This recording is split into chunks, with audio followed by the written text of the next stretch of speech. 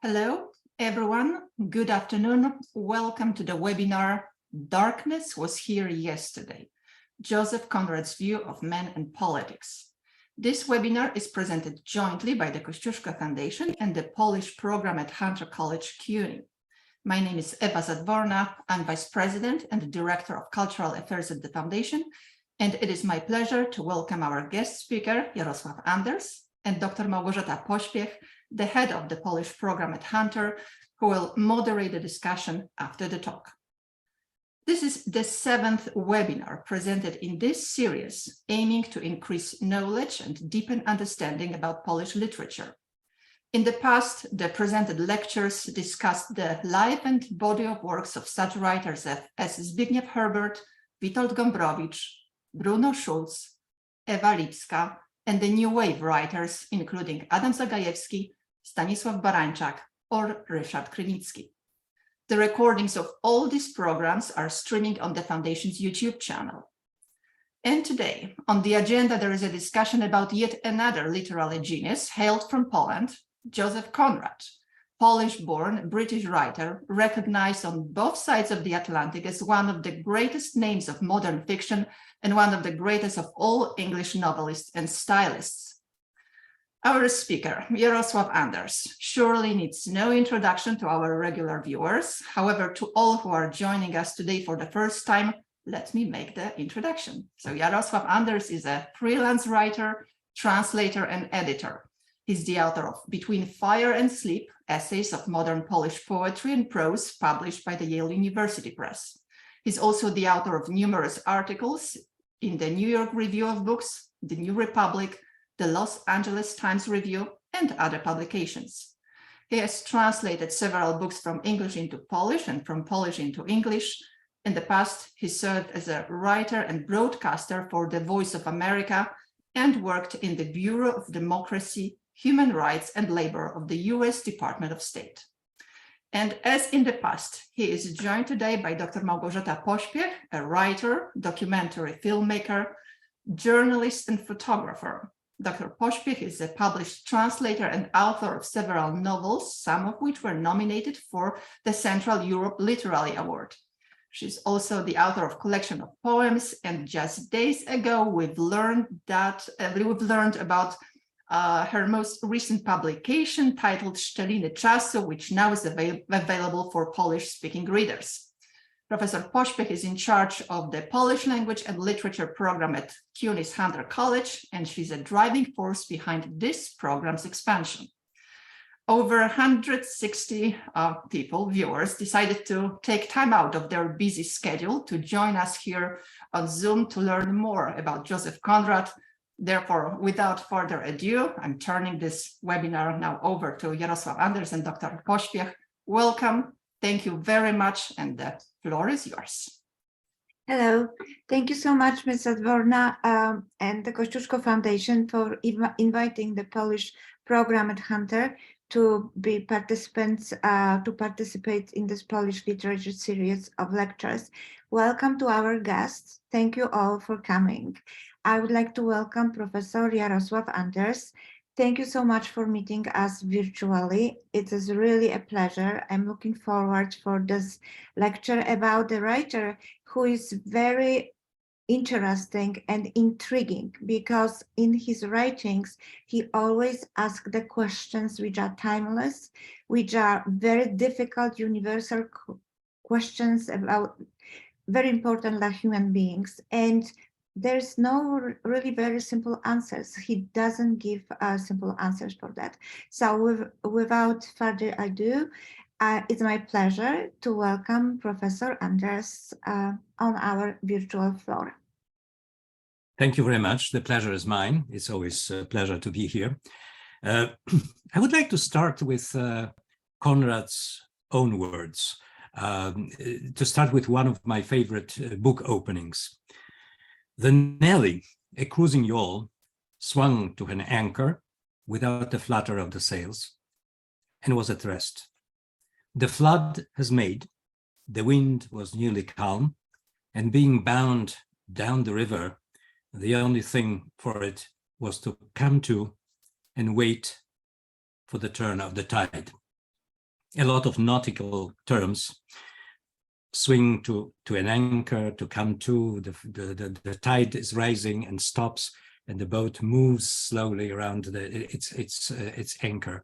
That's a beautiful opening. Or for instance, this one, something bad is coming. We have a premonition of something dark. When the time came, the blackness would overwhelm silently the bit of starlight falling upon the ship, and the end of all things would come without a sigh, stir, or murmur of any kind, and all our hearts would cease to beat like run-down clocks. That's from the shadow line. It reminds me of a line from Macbeth. A grief that hides in silence will whisper in your heart and break it. I'm a critic, but also, first of all, a reader, and the pleasure of reading Conrad's lines like these here want the reader in me to stop here and to savor the impression and forego any further investigations. But a more analytical approach to Conrad is also called for, because he was a unique and often paradoxical phenomenon. Perhaps that's why a lot has been written about him. Conradology is a separate, well-established subdivision of literary studies. His popular success, as we know, was slow in coming, but from the very beginning, he appealed to a variety of audiences: academics, fellow writers, people from all walks of life. There was something strange, even uncanny, about his characters, about the settings, about his narrative techniques, about the very atmosphere of his stories. This eccentricity, as some called it, was quickly noticed and mostly admired. He brought something new, something fresh to English letters.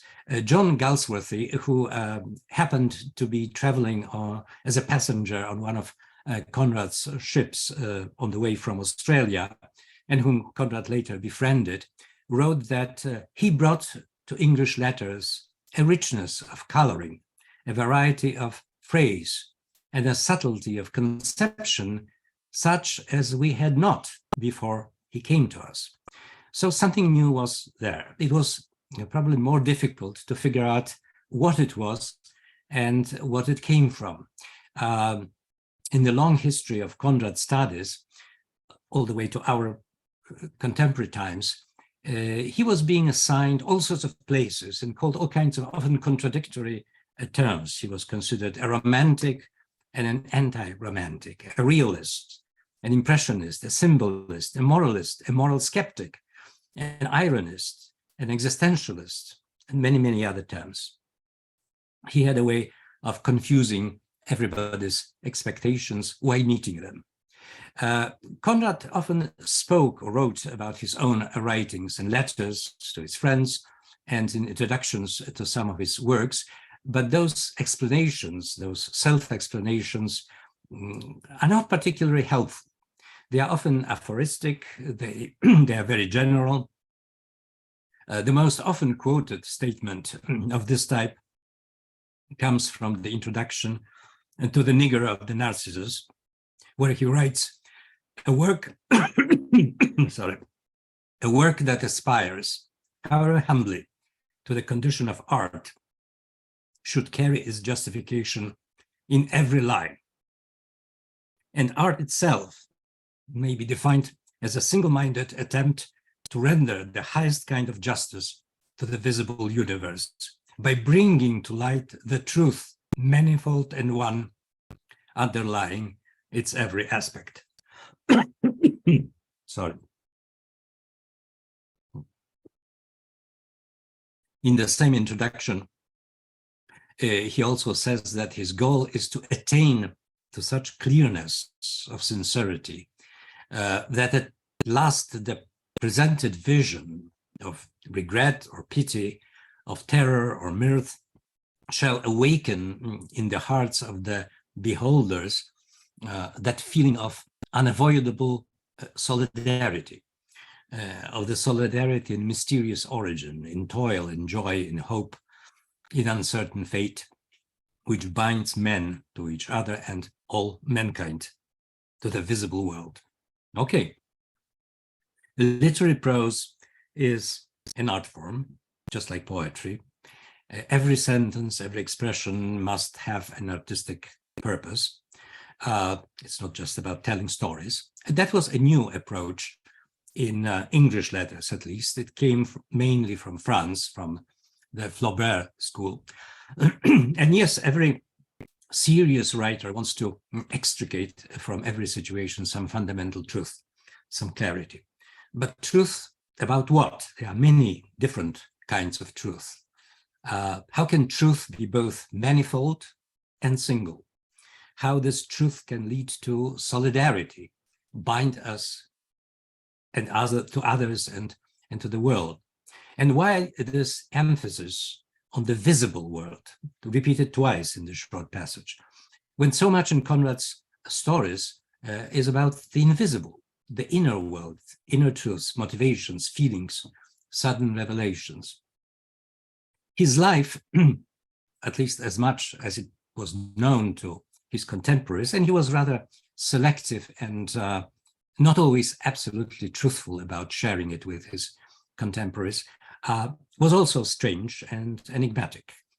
Since his death, his life has been studied very closely, probably as closely as his work. He was born, as we know, as Józef Teodor Konrad Korzeniowski in 1857 in Berdychów, today Berdychów in Volhynia in Ukraine, the son of a Polish nobleman of modest means, but with the Nałęcz coat of arms dating back, as they say, to the 12th century. His father, Apollo Korzeniowski, was a writer and a patriotic activist. His mother was Ewa Bobrowska from a better off landowning family from the same area. Bobrowska's family wasn't happy about the match. They considered Apollo a dreamer, an idealist, an impractical man who would not provide their daughter with a safe, stable position. And unfortunately, they were right in that respect. Apollo was a poet, a dramatist. His two dramas, Comedy and For the Sake of Money, are still being published and occasionally staged in Poland. He was also a journalist and a translator. Among the things that he translated into Polish was Victor Hugo's novel Toilers of the Sea, which young Józef apparently read in his childhood. Apollo is credited with being one of the founders of the National Council, in fact, a clandestine Polish government created on the eve of the uprising of 1863, known as the January Uprising in Poland.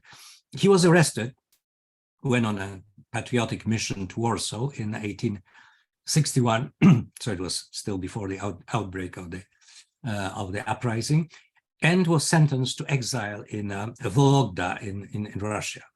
His wife, Eva, decided to accompany him together with Józef. It was her choice, but many wives of exiles accompanied them, often with their children. While in exile, Józef got very seriously sick. His parents were afraid that he may die. Soon afterwards, his mother contracted tuberculosis. The family was allowed to move to Chernihiv in Ukraine, a bit closer to their families, but Eva died in 1865 when Józef wasn't even 8, I think, at that time.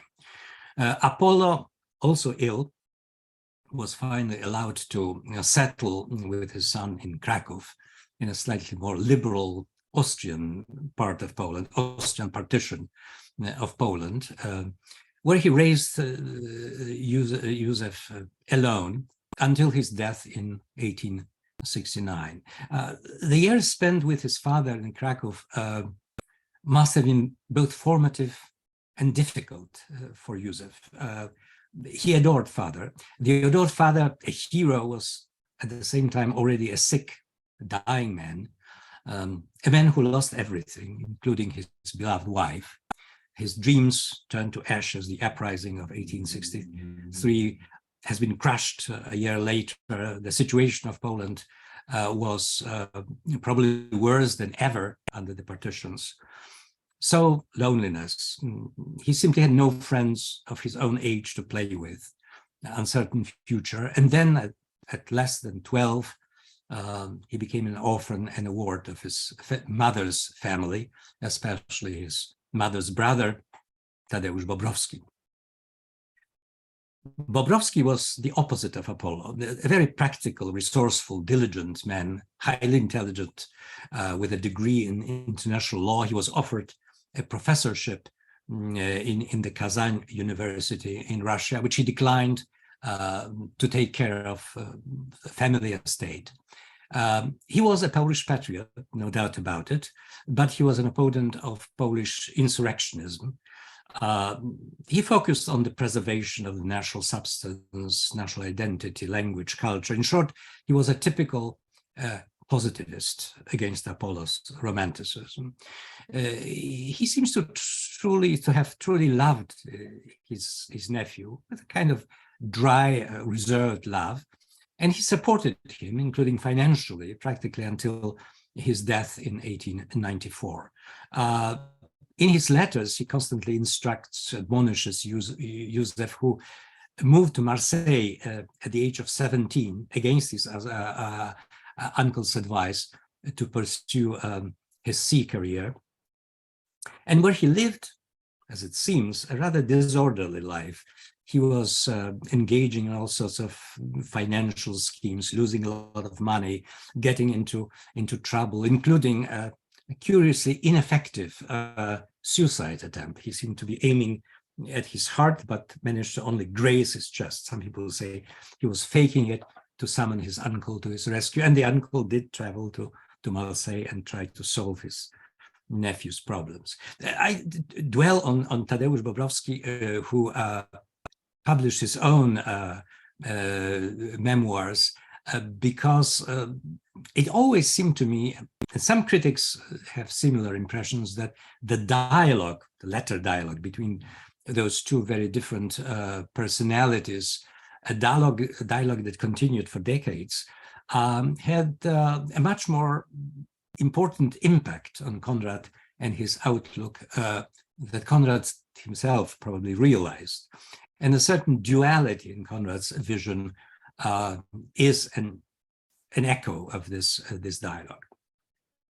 After 4 rather unsatisfactory years in Marseille, Konrad finally goes to England, starts his service in the British Merchant Marine. He becomes an officer, passes exams, not always on the first try, climbs through the ranks, becomes the 3rd mate, the 2nd mate, the chief mate, and finally in 1886, he receives the certificate of the ordinary master, that means captain of a vessel. His career was satisfactory, but not particularly brilliant. Even when he had his master's certificate, he had to serve as the 1st, sometimes even 2nd mate. He received his first and only command in 1888 when he was appointed the master of a bark, Otago, the experience that became the material for the Shadow Line. In 1890, he made the famous trip up the Congo River as the commander of a riverboat.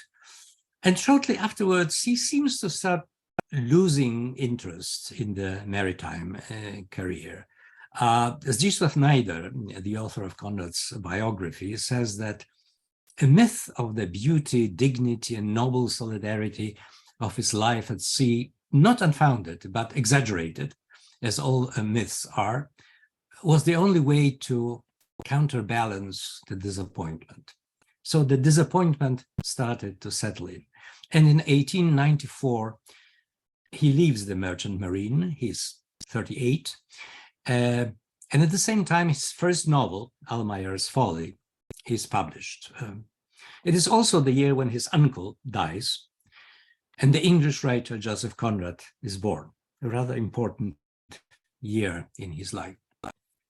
Konrad appears on the English literary scene in a mature age for a beginning writer, with a quite mature first novel written in an acquired language, the language that he acquired in his 20s.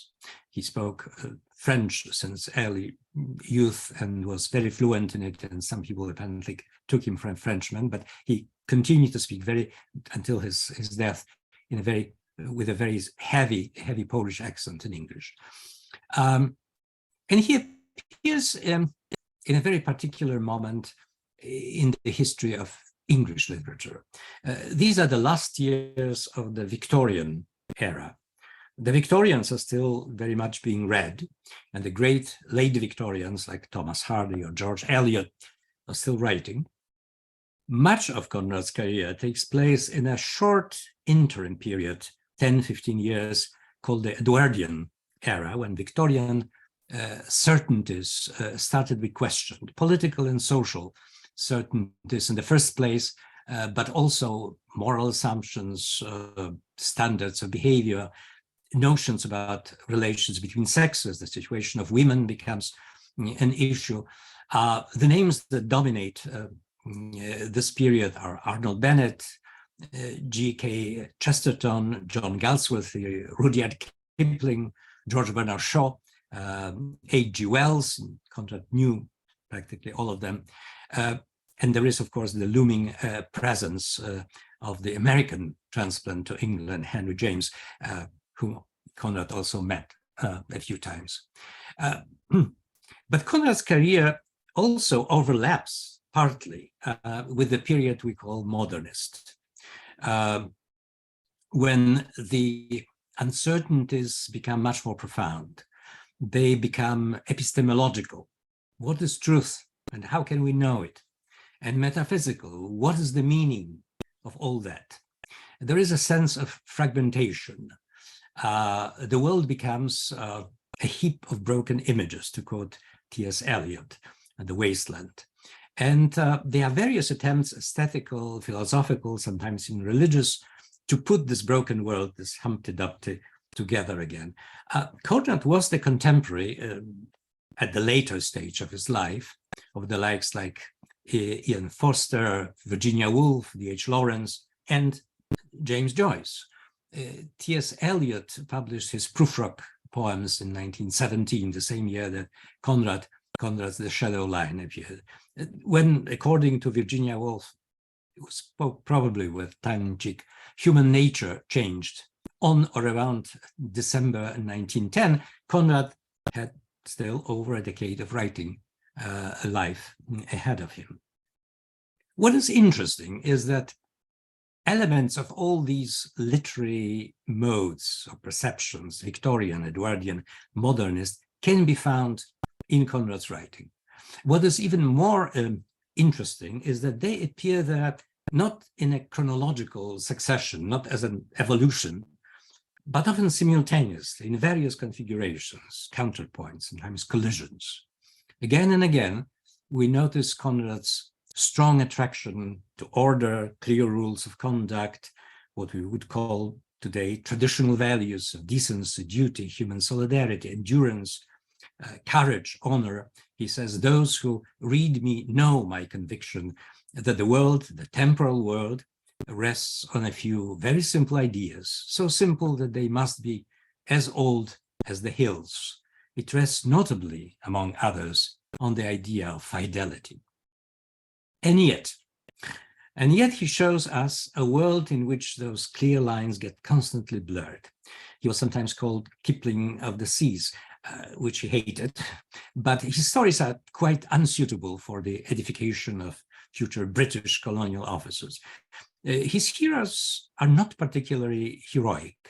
Few of them are truly likable. They are vivid, but at the same time drawn as if with a sketchy line. There's always something incomplete, hidden about them. The basic truth about what happened and why is approached indirectly from many perspectives. It is visible in his narrative techniques. He uses secondary, sometimes tertiary narrators, someone telling a story about someone else is telling a story, as if to create consecutive veils that have to be penetrated. The whole novel, Lord Jim, is about trying to answer the question by Merleau, but also by others, who is this person called Lord Jim? And the answer that we find at the end is very ambiguous. There are, in fact, two contradictory answers if we read it carefully. There are in Konrad's narratives unexpected time shifts, flash forwards, flashbacks, as in modern film editing. There are narrative gaps that are sometimes filled and sometimes are not. In Under Western Eyes, we meet Razumov in St. Petersburg. Then we see him in Switzerland. And then after a while, we learn what he did between those two episodes and why he's in Switzerland in the first place, which changes completely the way that we understand what we've just read. We often encounter strange pairings of character, one upright and simple, and the other a transgressor or someone with a dark secret. And those pairs feel strange mutual attraction, even identification. This is most clearly presented in the story, the secret sharer, the captain and the runaway, Legat, the officer of a different ship who killed a seaman and now is on the run. For some reason, the captain feels strange loyalty towards the outcast, identifies with him. He even risks his own ship at some point to help him escape. Why? Just like Lord Jim, Legat is abhorred by the perspective, the possibility of having to explain himself to others. They feel that objective facts don't tell much. What really happened? Did Legat actually kill the seaman, or was it an accident? Light plays an immensely important role in Konrad's stories.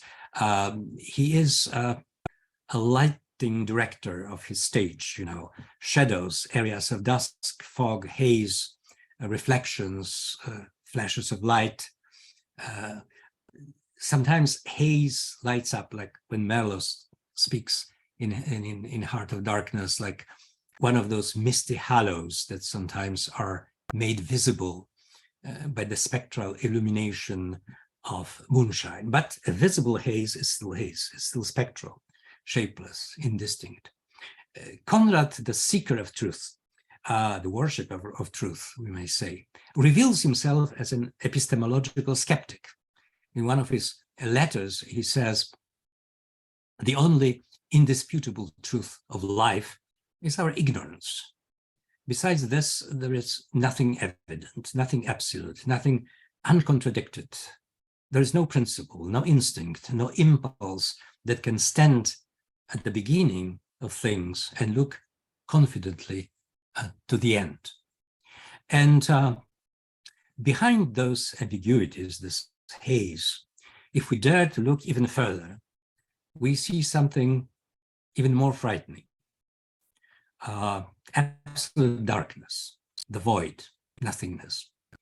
The universe without a reason, a purpose, without a plan, without any concern for our strivings, designs, feelings, for our romantic illusions. The sea, which often appears in Konrad's stories as the final arbiter of solidarity and courage of man, from time to time shows itself also as the metaphor of this darkness.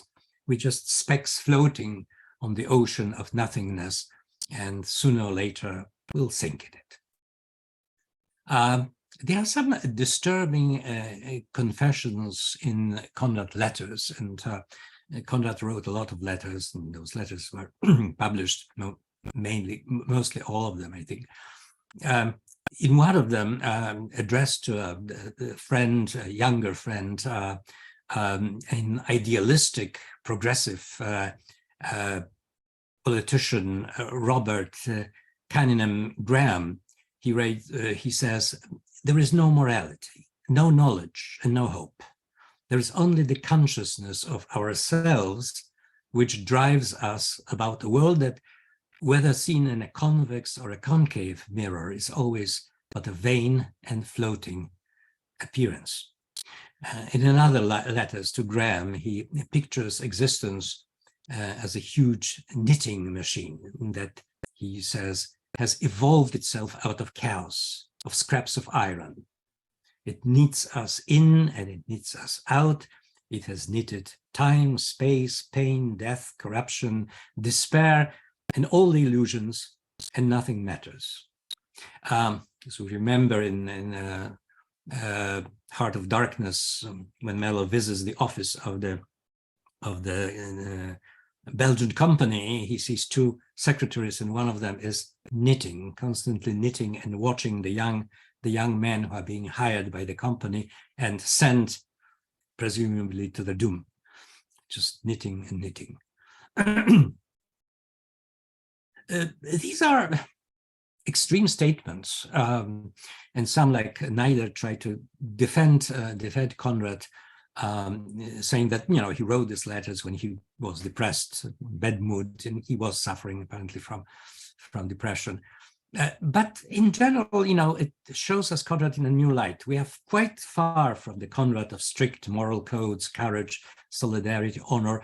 We're moving very far and very fast beyond the early modernity that he witnessed and participated in, and into the domain of existential terror, the fear of the utmost meaninglessness of human existence. All these various elements, of course, come to play in Heart of Darkness, which is an incredible piece of writing of any times, I think. We see Marlowe, the dependable, honorable seaman who accepted the mission, wants to complete it, a person with seemingly healthy moral instincts when he witnesses the absolute horror, brutality of colonial exploitation. But the realism of his presentation starts to break down at some point.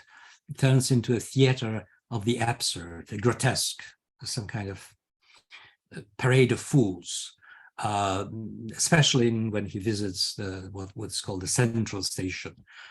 People do something that doesn't make any sense. They seem to behave irrationally, run around. Some undergo some kind of mental and also physical decomposition. Goes down rivets. They're waiting for rivets. Everything depends on the rivets, and the rivets are not coming. And it also seems to be seen like in a refraction, like the so-called wavy effect that we notice when it's very hot and distant landscapes and distant objects seem to be undulating, you know, seem to be moving. You know, is it real? Is it a mirage? When he sees for the first time Kurz's companion, Russian, on the bank of the river, he appears to him as a harlequin, in this colorful patched clothes. Imagine a harlequin in the middle of the jungle. And then there is Kurz with his skulls, and then the singing, wailing native woman, and the ultimate dive into darkness, horror. On the outside, Marlowe remains himself. He does what he was asked to do. He dutifully fulfills his task. But he admits that after his mysterious meeting with Kurz, the moment when Kurz escapes from the boat and literally tries to crawl back into the jungle, when they talk, we don't know what was actually said between them. He swears loyalty to him. He has touched the void. He understands it, but steps back. We can see the story as an inverted cone, like Dante's Inferno, with which it was compared many times. When you reach the deepest point, there is nowhere else to go. You can stay there and be doomed, or you can try to crawl your back up. The solidarity that Konrad writes about seems to happen on different levels, you know, in the everyday struggles, you know, when, for instance, in a storm, we have to watch for our fellow crew members. But there's also this deeper kind of solidarity that people must feel, he believes, at the lowest point, when we recognize our common human dread and human predicament. For his time, Conrad was very modern. He was probably ahead of his time, and because of that, he seemed to many fascinating but obscure. E.M. Foster, one of his early modernists, admitted that he could not figure out what was Conrad's ultimate outlook. He would not see a connection between what he said Conrad's long view of the indifferent, meaningless universe and the short view where one can always fall back on those few simple rules. And he said in his opinion that Mr. Conrad is, in his view, misty in the middle as well as at the edges, that the secret casket of his genius contains a vapor rather than a jewel. Virginia Woolf, who was Conrad's great admirer, said more generously that Conrad is not one and simple, he is many and complex. More precisely, she continues, he is composed of two people who have nothing whatever in common. He's your sea captain, simple, faithful, and he's mellow, subtle, psychological, loquacious.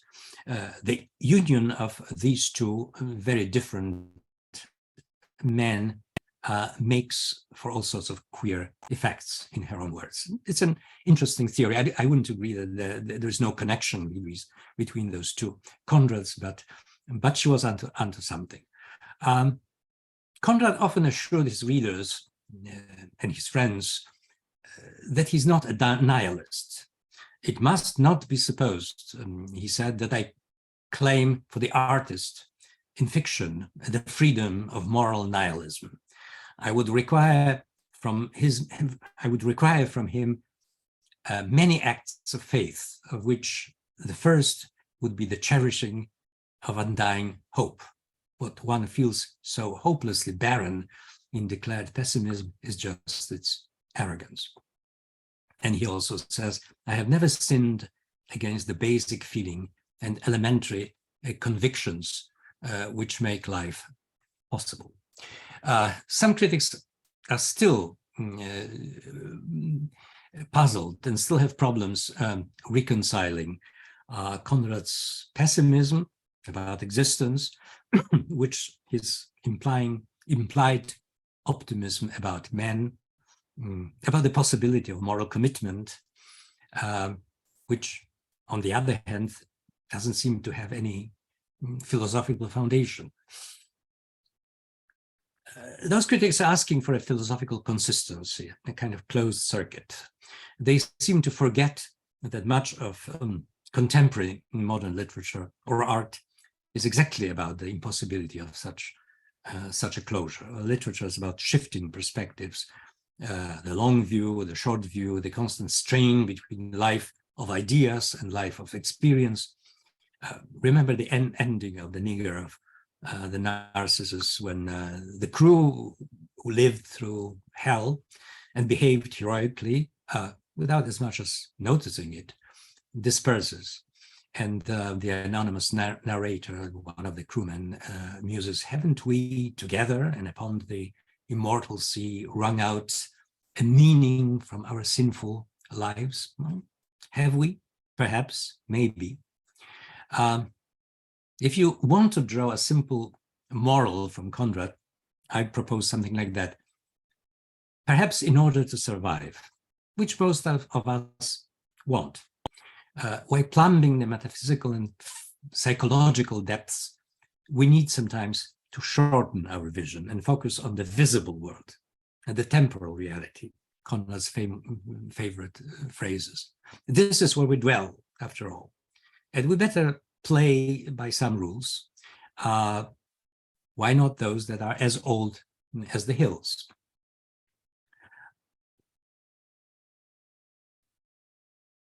So far, I tried to draft here a very brief a portrait of Conrad as a writer, as an English writer, as a precursor of several modernist themes. And he had quite an impact on literature in the English language. a very diverse impact on quite dissimilar writers. His contemporaries, Stephen Crane, Ford Madox Ford, Virginia Woolf. I mentioned T.S. Eliot, who used a quote from Heart of Darkness, Mr. Kurz, he dead, as a motto of its wasteland, and the passage about a heap of broken images where the sun beats and the dead tree gives no shelter, the cricket no relief, and the dry stone no sound of water recalls in my mind Marlowe's journey into the wasteland. There is no joy in the brilliance of sunshine, Marlowe says in Heart of Darkness. The unheroic heroism of his protagonists can be found, I think, primarily in the literature of American writers of the Great War, the Lost Generation, as it is known. Scott Fitzgerald adored Conrad. Faulkner is clearly indebted to him. Hemingway's The Old Man and the Sea is a very Conradesque story. Graham Greene, of course. Many writers acknowledge this influence, sometimes to our surprise. Saul Bellow quoted Conrad in his Nobel speech. William Burroughs, Joan Didion, Philip Roth, a very diverse bunch, which testifies to the diversity and richness of Conrad's universe. Now, time for the big question, a difficult and controversial question about Conrad and Poland. How Polish was he? What was his relationship to Poland? Obviously, he was a Pole, and he never concealed it, despite the change of his name. On the contrary, he stressed his origin in contacts with his friends, his publishers, his readers. He was proud of his Polish parentage. When he was offered English knighthood, he declined, allegedly because he was a Polish nobleman. That means he was already a knight. To his contemporaries, as I said, his writing seemed foreign. And it was always often ascribed to his Slavic soul, the brooding, misty, unfathomable Slavic soul. Conrad, understandably, was not happy about this, because at that time in the West, Slavic meant primarily Russian. It still does, actually. Those of you who work or study in the so-called Slavic departments know what I mean. And everything Russian was odious to him, including Russian literature, with the exception of Turgenev. He wrote an interesting essay on Turgenev, probably because Turgenev appeared to him as the least Russian of Russian writers. His views on Russia deserve its own study. Suffice it to say that he saw Russia as a totally separate civilization, inimically malevolent and hostile to the West. The Russian autocracy, he writes in an essay, Autocracy in War, the Russian autocracy, as we see it now, is a thing apart. It is impossible to assign it to any rational origin in the vices, the misfortunes, the necessities, or the aspirations of mankind. That despotism has neither a European nor an Oriental parentage. More, it seems to have no root either in the institutions or the follies of the earth. Eastern autocracies, he wrote, can be ruthless, but at least they possess certain grandeur. They build civilizations. They can create magnificent art. They grow out of local soil, local traditions. They meet certain needs of the local people. Russia, on the other hand, seems unnatural. Even its military might, he writes, is somehow lame when meeting an equal opponent. As a military power, he writes in the same essay, as a military power, it has never achieved by itself a single great thing. It has been indeed able to repel an ill-conceived invasion, but only by having recourse to the extreme methods of desperation. In its attacks upon its specially selected victims, this giant always strikes as if with a withered right hand. Sounds familiar.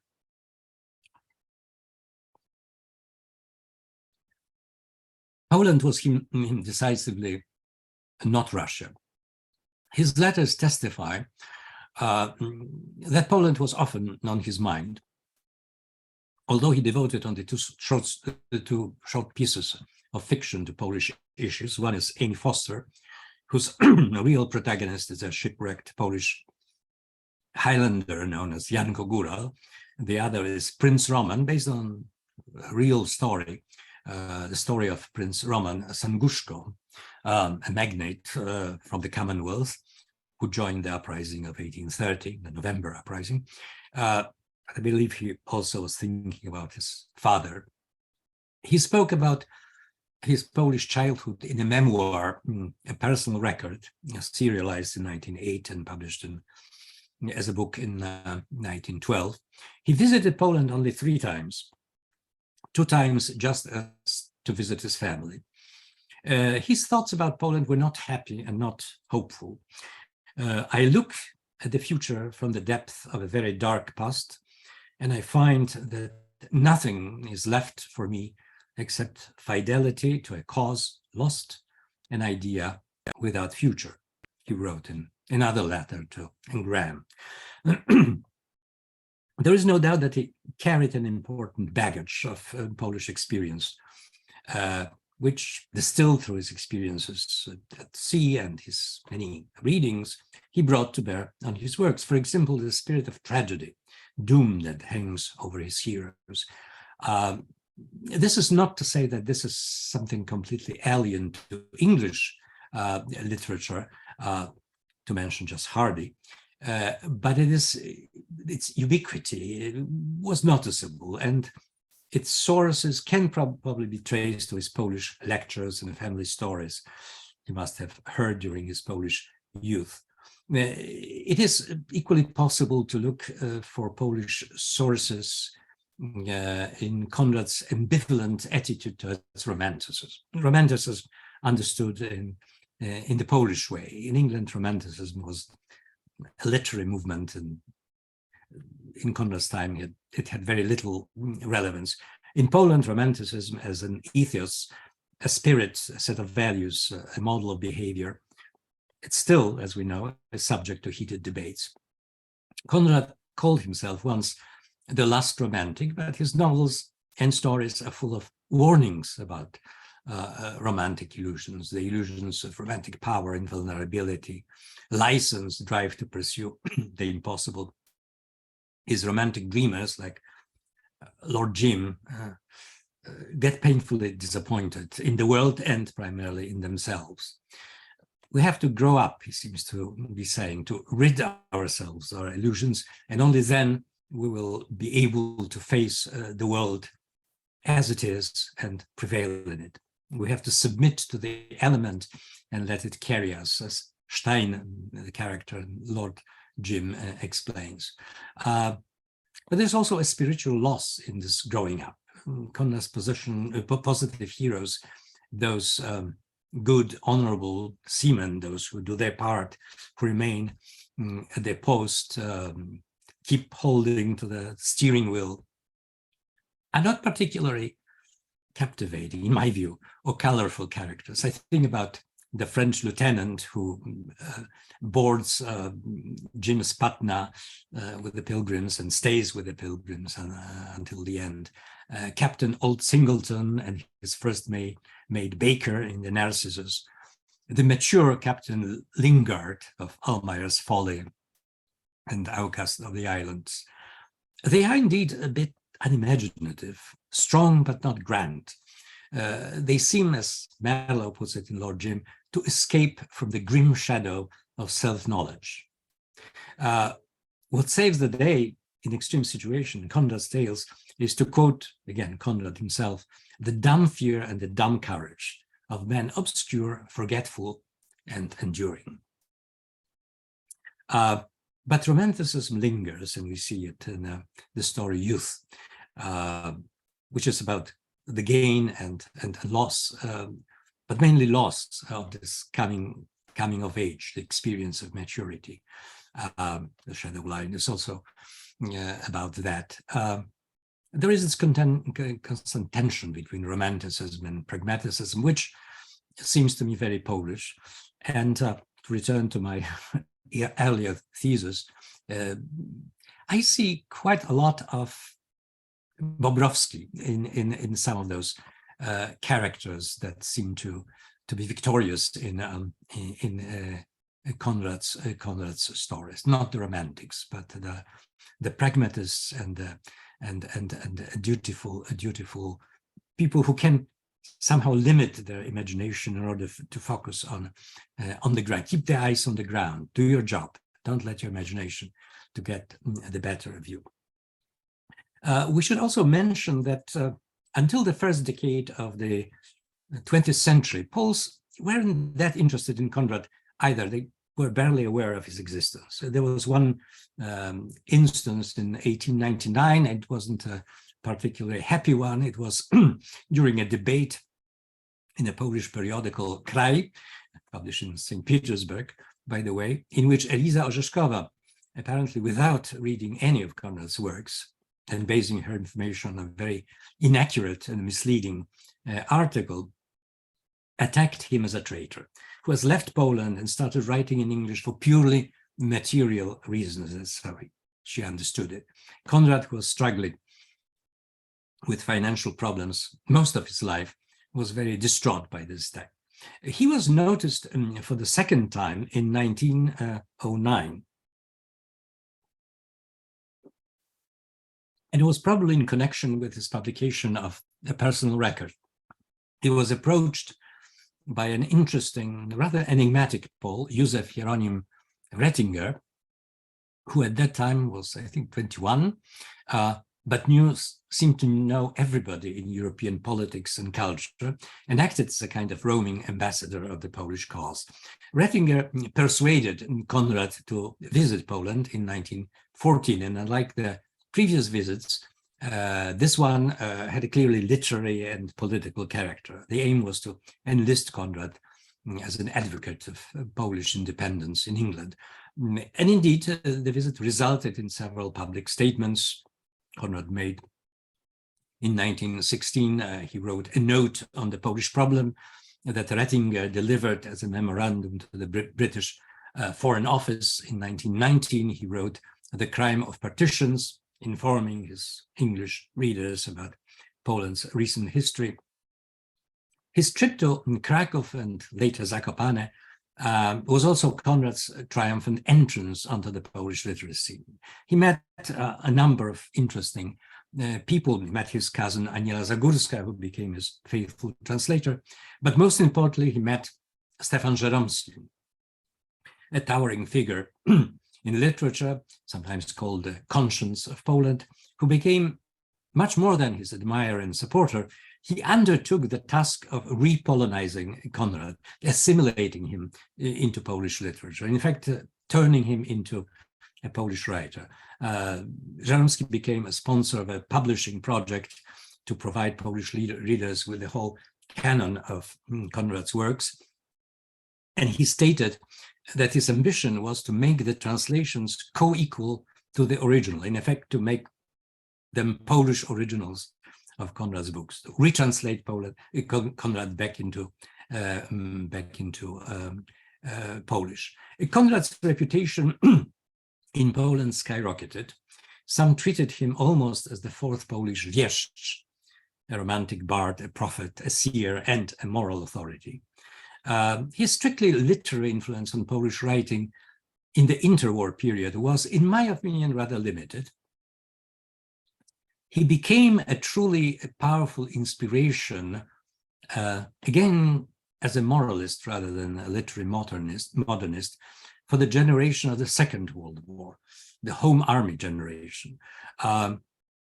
Soon after the war, probably for that reason, he was attacked by Marxist critics, especially Jan Kot, the future prominent Shakespeare expert, as a proponent of blind loyalty, even loyalty to death, to capitalists, ship owners.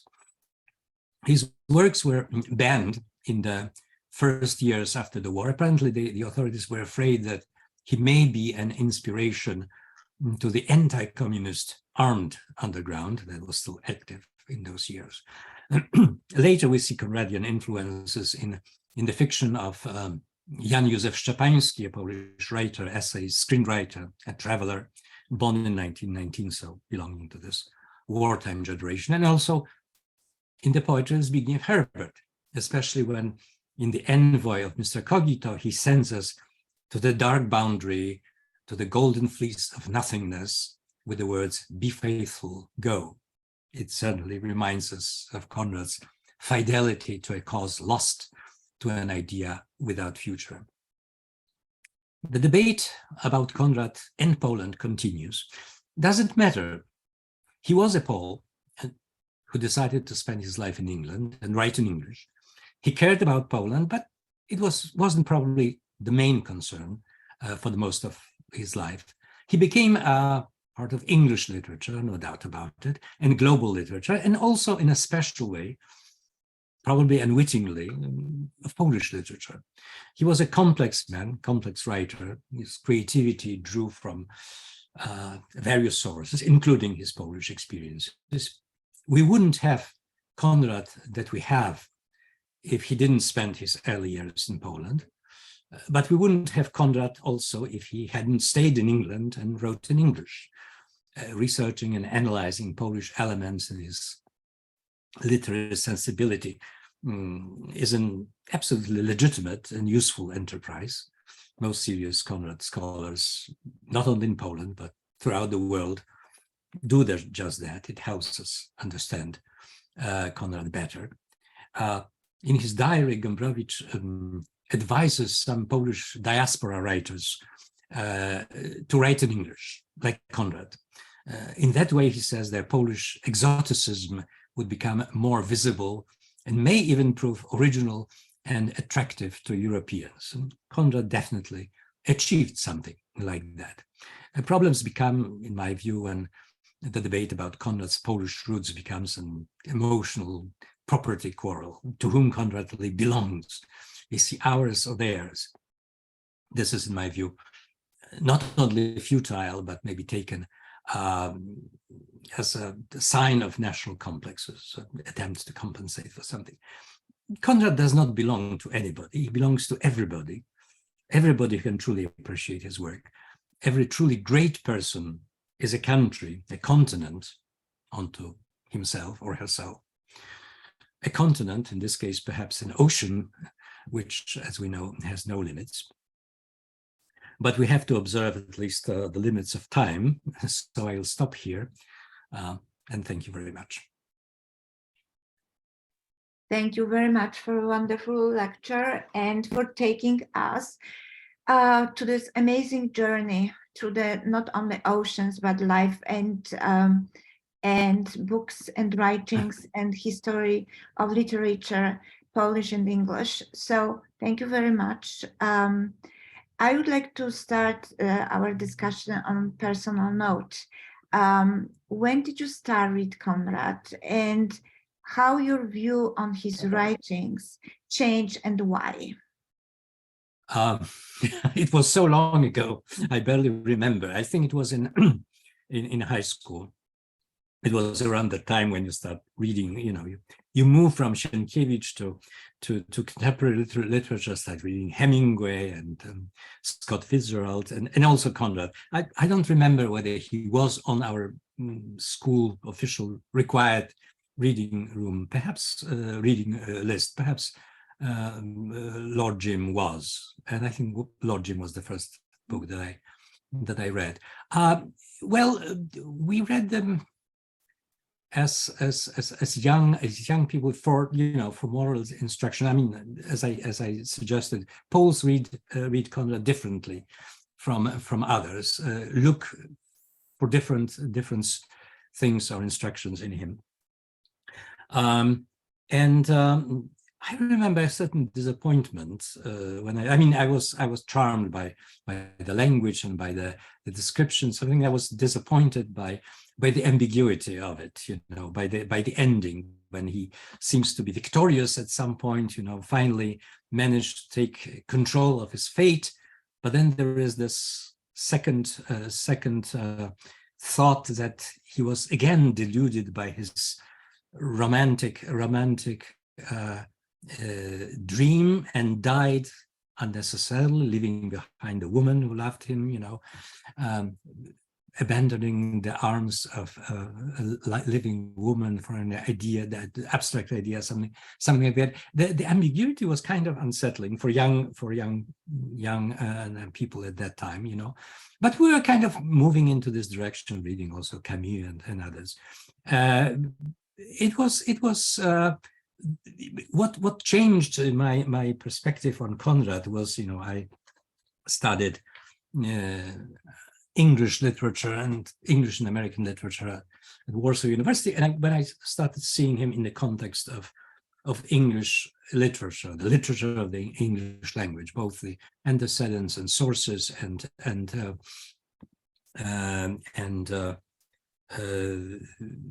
certain continuations in this literature, you know, there were strange discoveries. Like, for instance, Sobello, and I was planning to write a doctoral dissertation on Sobello at some point. Sobello, Henderson, the Rain King, is a novel that is almost like a pastiche or a comic take on Konrad's yarns, you know. There is also a travel, you know, into the depth of Africa, and what Henderson becomes almost like Kurz, you know, becomes a god to an African tribe. These were my contacts, very different contacts with Konrad. But I kept reading him, you know, more and more slowly. You know, I was not specializing in this particular period of literature. I was specializing in American literature. But it stayed with me, you know, throughout my life. Mm-hmm. For me also, the lecture was Lord Jim. We had to read it, and the romantic part of it was very strong. We read it this way. But what really brought Konrad in my life, it was Heart of Darkness, and the Apocalypse Now. And that was the moment when I returned to read Konrad, because the madness and the anti-war Apocalypse Now in the 70s was just discovering different levels of Konrad writings. So yes. I mean, there were several film adaptations of Lord Jim and many other books by Konrad, because he is cinematic. You know, I was talking about his working with light. You know, you almost see a black and white movie, ciné noir, you know, where those contrasts, you know, people walk into light, step out of light.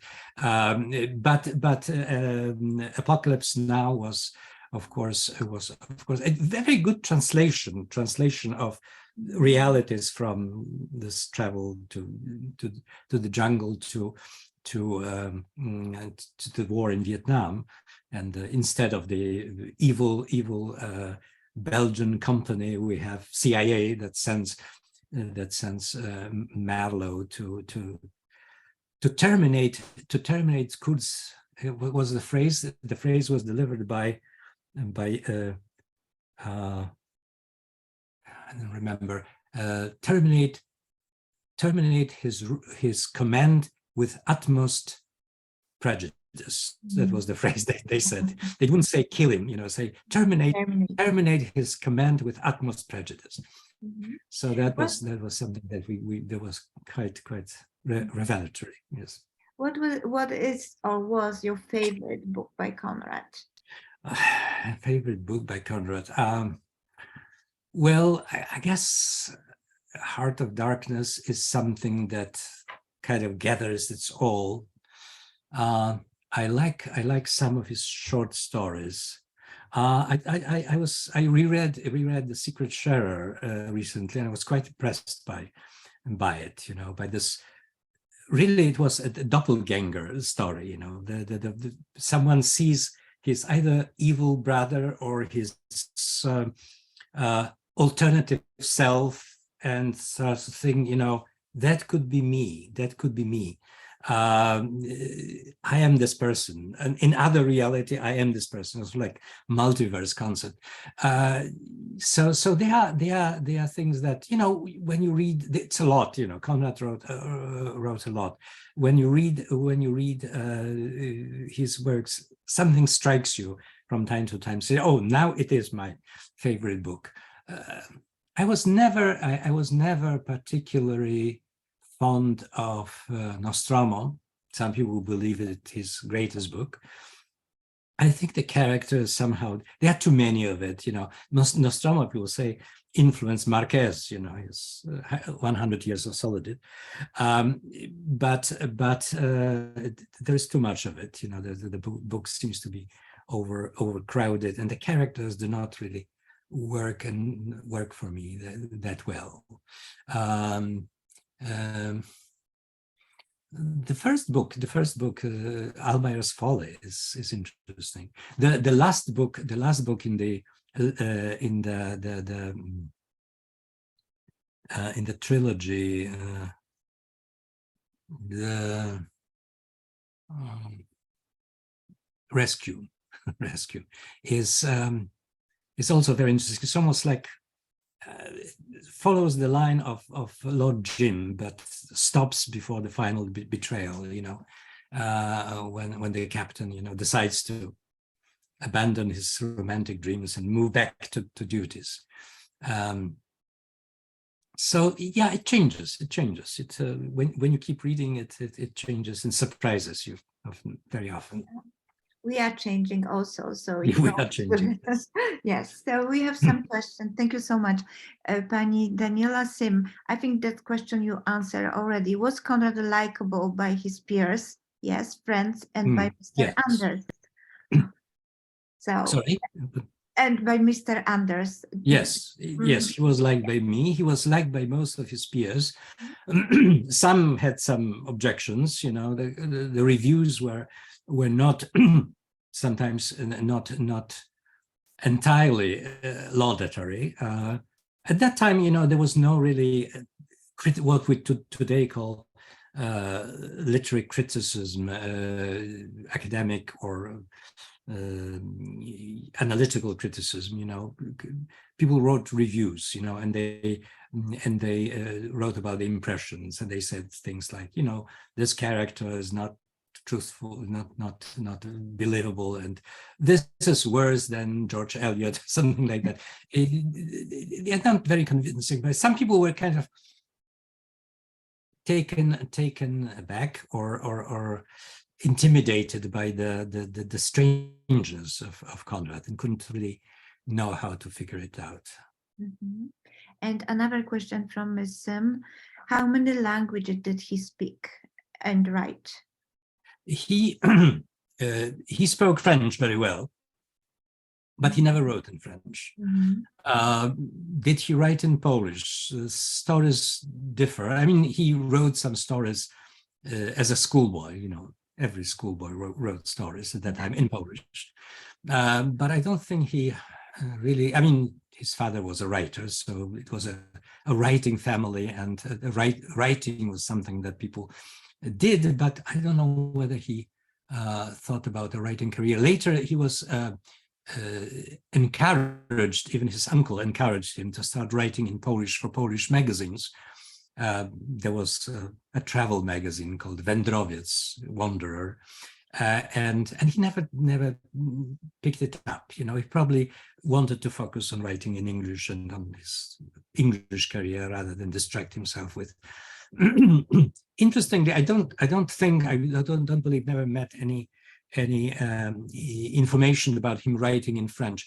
He was very fluent in French, to the extent that even in England, when he met his writer colleagues like Henry James, you know, he sometimes switched to French. And when his co-locutor knew French, he would prefer to switch into French to discuss literary or philosophical issues. But he did not write in French. He was taking care of his French translations. He was working with his French translators a lot, but he did not. I mean, French was the language that Polish intelligentsia or Polish gentry was expected to know. So it was learned in very early age. English was his third language and late third language. Unlike Nabokov, who claims that he was fluent in English at the age of 6, he was fluent in English at the age of, I don't know, 22 or something like that. And he never spoke it well. That's what people testify. Thank you. And then Pan Mark Zadrożny, what are your thoughts on Ford Madox Ford and Conrad's books they wrote together? They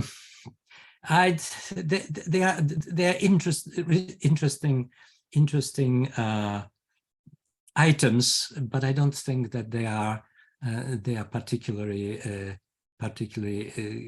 great. I think that they wanted to help each other.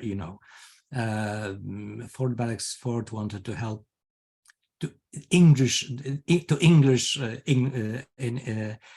Conrad's English, and Conrad wanted to kind of pull his younger colleague up, and present him to writers. I don't think they are particularly important literary achievements. Thank you.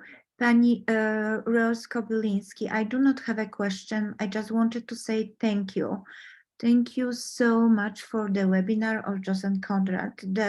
This was my first time joining a webinar, but will not be my last. So welcome, Mr. Kobyliński. Thank you. Thank you. And Tom Mazur, did he have a family life, romantic interest, children? He had a wife. He had 2 sons.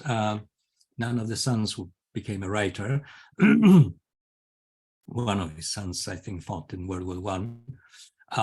He was very, he had some affairs in his early youth in Marseille, and the suicide attempt, or apparently suicide attempt, was apparently connected with one of the affairs.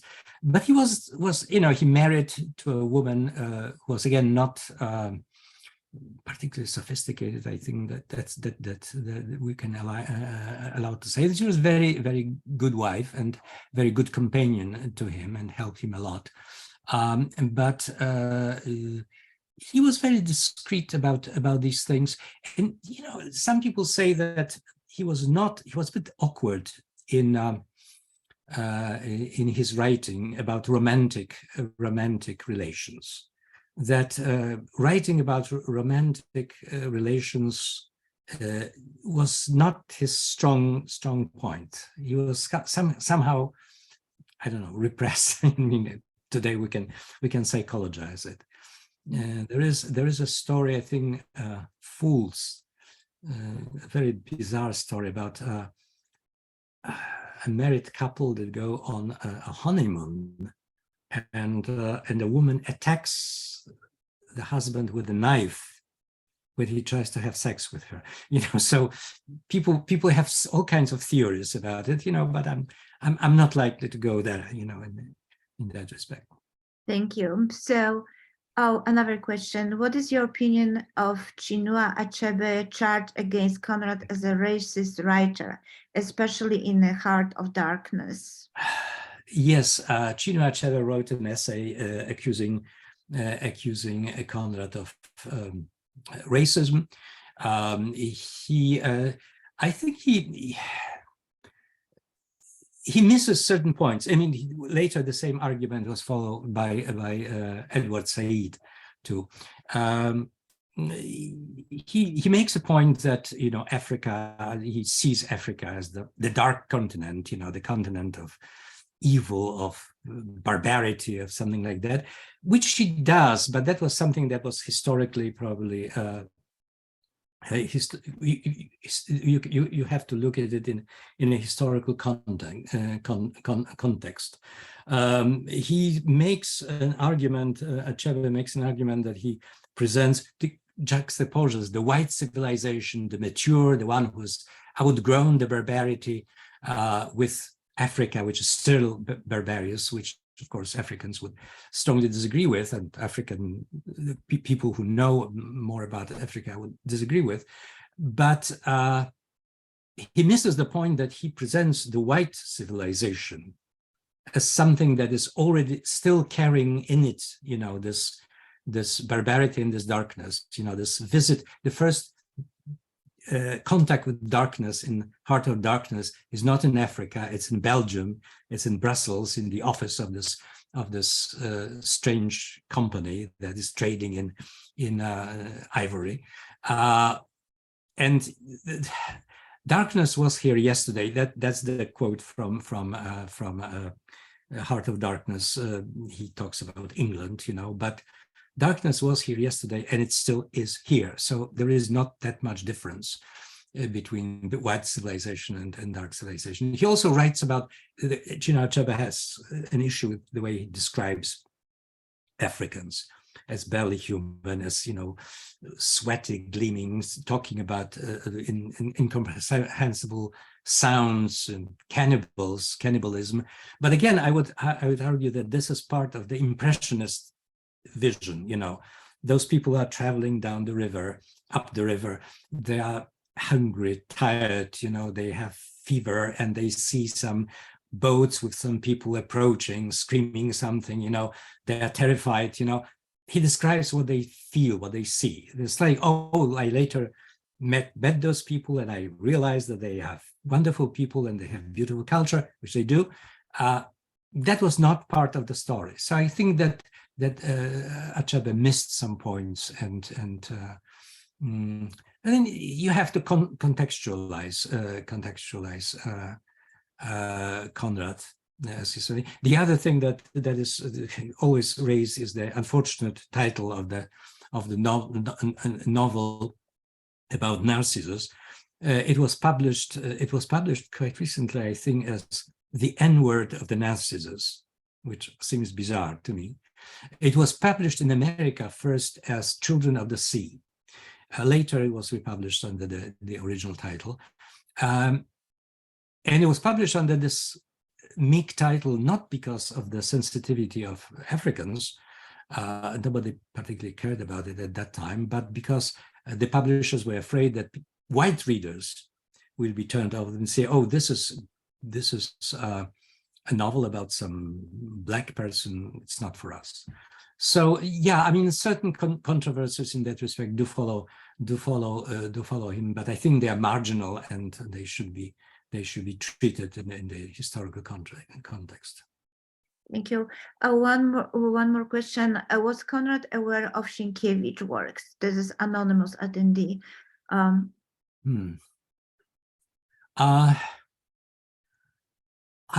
can't say I had any traces of him references to Sienkiewicz. I may be wrong. There may be some. You know, he did not read a lot of Polish literature. He followed Polish events, political events, developments in Poland. I don't think he read a lot of contemporary Polish literature. His contact with Sienkiewicz was when Sienkiewicz was establishing a committee to help the victims of the war in Poland, and invited Konrad to participate in the committee, and Konrad refused, arguing that there are Russians involved in it, and he did not want to have anything to do with Russians. His anti-Russianism was actually quite extreme. You know, there were cases when he would not go to a literary dinner or party if there were some Russians there, you know, to that extent. But Sienkiewicz, yeah, I mean, he probably knew about him. I don't know whether he read him or he had somehow expressed opinions of him.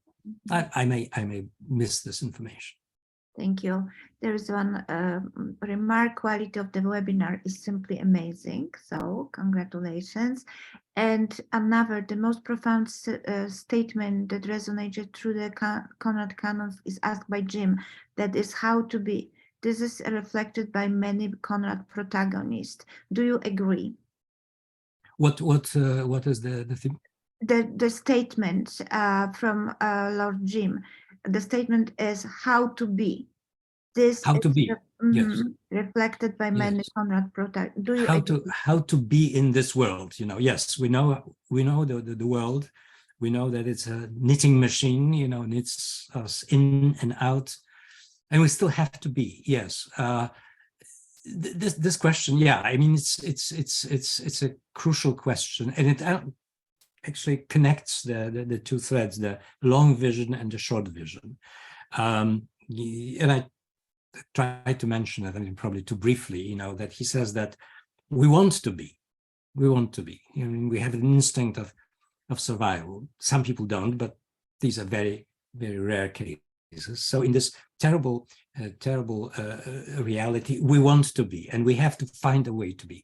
And the way to find the way is to focus on this few simple rules and follow them, and somehow pretend to ourselves that the darkness is not devouring us at the same time. Yes, how to be, that's the crucial question, of course.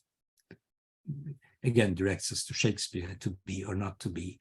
It's an echo. I mean, Conrad apparently read Schopenhauer and was quite impressed by Schopenhauer, a German philosopher, born in Gdańsk, as we know.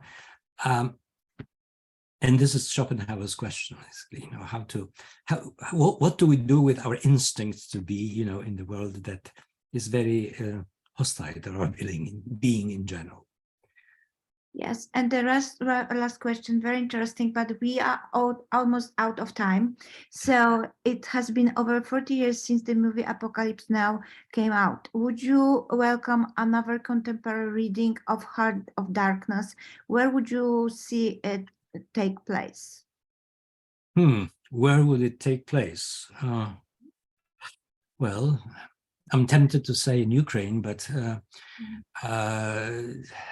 there are so many places of horror, so many hearts of darkness in the world right now that we have almost too many to choose from, unfortunately.